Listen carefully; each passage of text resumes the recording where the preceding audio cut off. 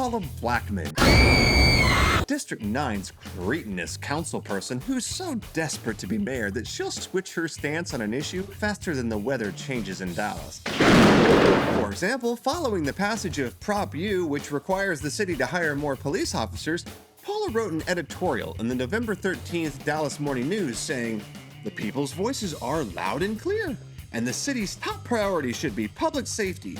And voters reinforced this by mandating that 50% of all new revenue be allocated to uniformed officers and their pensions." I actually agree with Paula, who desperately wants to be mayor. But then, in a shocking twist, the same day that this editorial was published, Paula voted to repeal a 1988 ordinance that mandates a staffing ratio of 3 police officers per 1,000 residents. So if Paula hears the people loud and clear on public safety, then why on earth would she vote to repeal this mandatory staffing ordinance? Well, why don't we just go and look at Paula's record when it comes to police?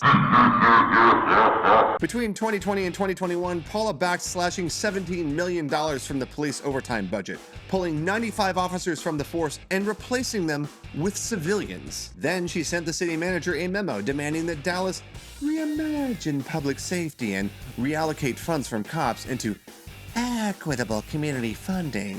This is otherwise known as defund the police. And just this last October, Paula teamed up with BLM activist and convicted felon Dominique Alexander, here's his lengthy rap sheet, to speak out against Prop U, which of course would force the city to hire more police officers. Look, it's not surprising that a guy with a long history of violence and charges of shaking his baby, beating his girlfriend, theft, and evading arrest doesn't want the city hiring more police. Totally checks out. What is truly baffling, though, is that Paula Blackmon, who's desperate to be mayor, would cozy up with a felon, agree with his anti-cop stance, and then write an editorial in the Dallas Morning News claiming that she's all about public safety and wanting to hire more cops. Does she think that we're blind or stupid? Unfortunately for you, Paula, I'm here to tell you that we're neither of those things. We've seen your votes against police and your choice of felonious friends. We know exactly where you stand on the issue of public safety, and your little editorial in the DMN isn't changing anybody's mind.